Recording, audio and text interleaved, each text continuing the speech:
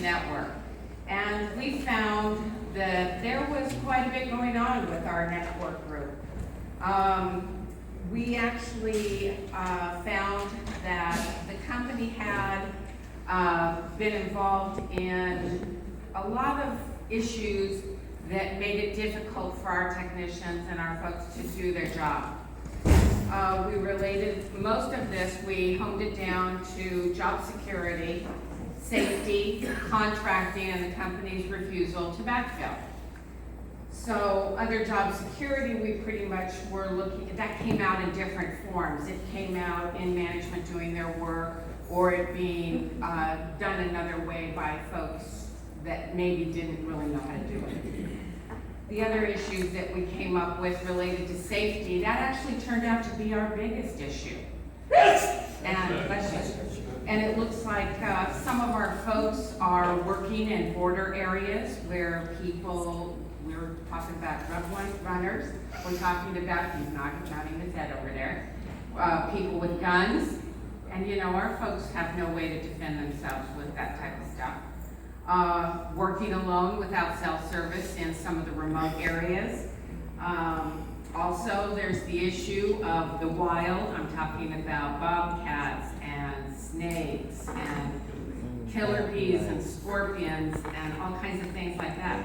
So would anybody care to make a guess at how the company prepares these technicians to go out and do their job? What they give them to do their job? Crickets, zero. Nothing. Okay, so basically our next issue, and we're going to go more into that as our technicians here talk to you, but we've got the contractor issue, and I think that you'll find that some of these, just in talking to them today, you'll find that there have been contractors on the payroll upward of 15 years. It's a long time for a contractor, don't you think? Yeah. Okay, so the company's continual refusal to backfill jobs is causing a multitude of problems. Again, you'll hear that from these folks.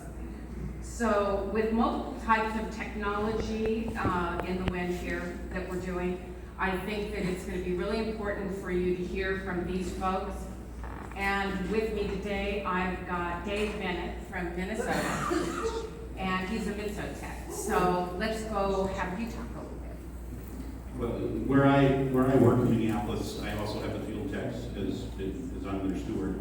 And they came to me and were discussing that they were told by their supervisor that they were going to start rolling out routines for them to start dealing with the pest control and with essentially the gardening around their cell sites. And at this point, they haven't had any training. They're told they will be trained. At one point, they were told there's a YouTube video that you can go watch on this, but no gloves for this, no training on how to use the pesticides or to use the herbicides, no respirator, which is what we're requiring. So far, all of them have refused to do this type of work right now, but the company keeps saying because they let go Adams Pest Control, which happens to be our area, that takes care of these things in our area to save cost. So that they want to build routines for them. So that's the main one I had. The other one was ergonomic. With new trucks coming out, they don't have the docking stations for the tough books anymore, and they've got comments. So they're in a weird angle when they're using, because they're trying to push the iPads. So they use their iPads, they have to put it on the steering wheel, and it's not always the most comfortable ergonomic thing. So that's all I have. Okay, the next one we've got is Warren Temple. Give him a hand.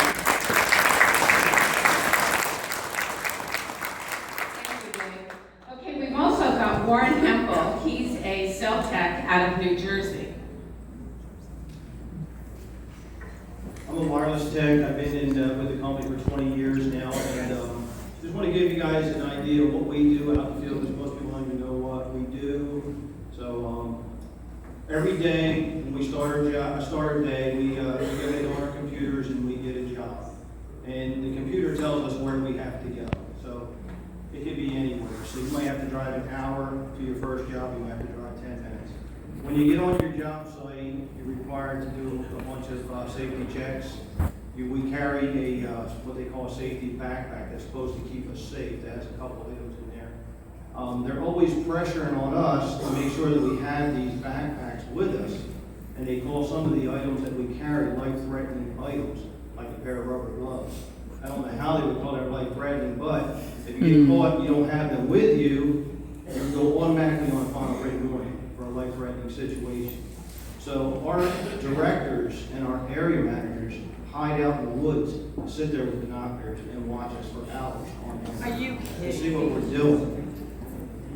It's just constant, we don't know, it's just constant micromanaging, watching everything that we do, always harassing us. How long are you on that job? You're only supposed to be there a half hour. Why are you still there? They're calling you on the phone. They want explanations. Why are you doing this? What's taking you so long? Hurry, hurry, hurry. But in some of the areas, overtime is rampant. We're talking to the guys from Texas. They're just hours and hundreds of hours of overtime. And in other areas, we have no overtime because the company says, well, it's an outage, but it can wait until tomorrow. The customer can wait till tomorrow. Or if it's on Friday night, we'll wait till Monday to fix it. So they're only worried about their numbers. They have all these numbers to meet, just like sales. So they don't really care about the customer. They don't really let us technicians get out there and do what we need to do to keep the service up that we need so you guys can sell these products.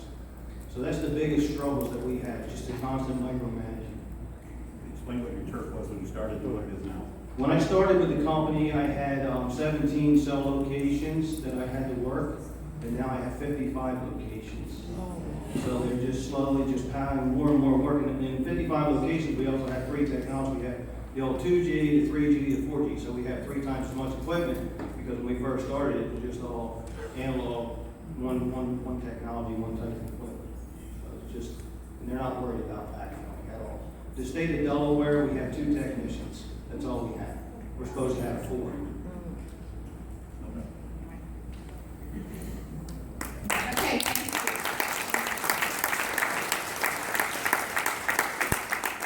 Next, we've got Gregg Thompson, and he's an information systems technician out of Chicago.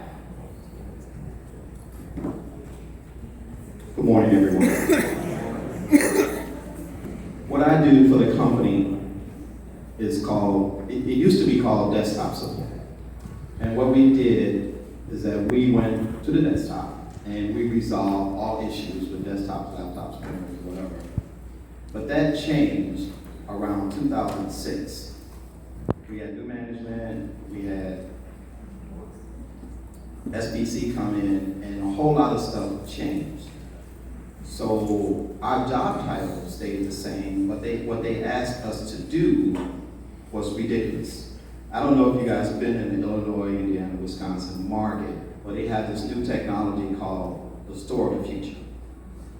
And in the store of the future, they have all this technology, all these TVs, and what they do is they ask us to support that technology, but they have this other group of people, they're management, and they're called senior techs.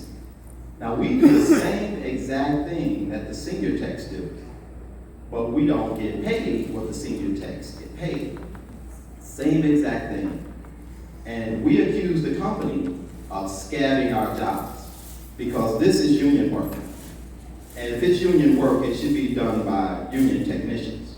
These other guys are not union technicians, but they have taken the work away from us and given it to the senior techs. I filed charges against the company. I called my union president, Holly Story, and if anybody that knows Holly knows, she gets something, she's like a bulldog. She jumps right on it.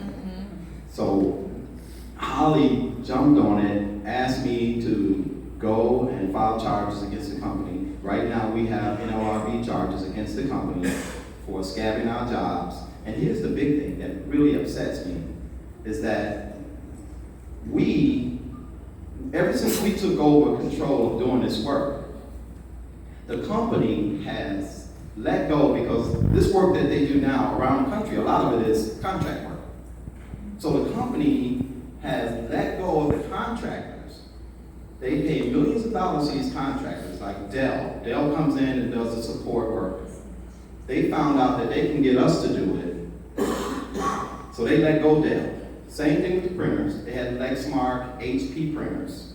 They let go of Lexmark and HP.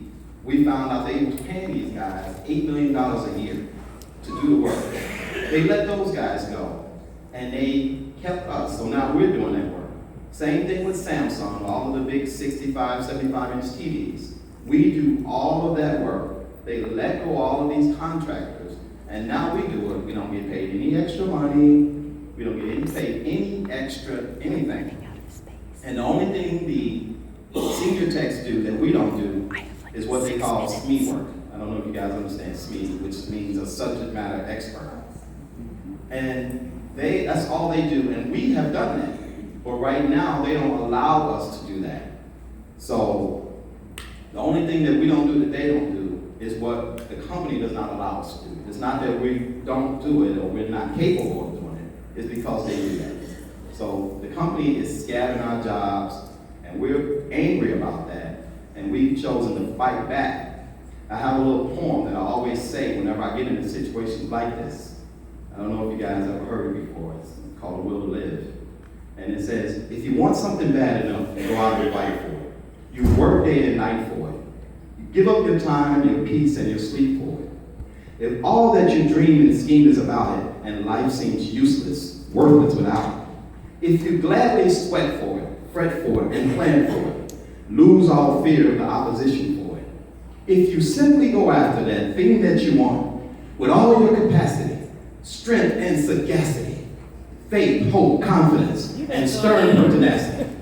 If neither cold, poverty, famine nor gout, sickness nor pain of body and brain can keep you away from that thing that you want.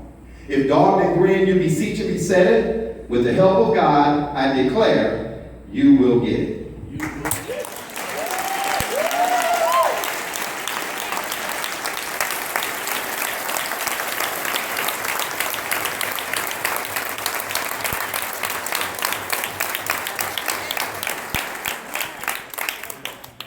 Thank you so much, Greg. Appreciate that.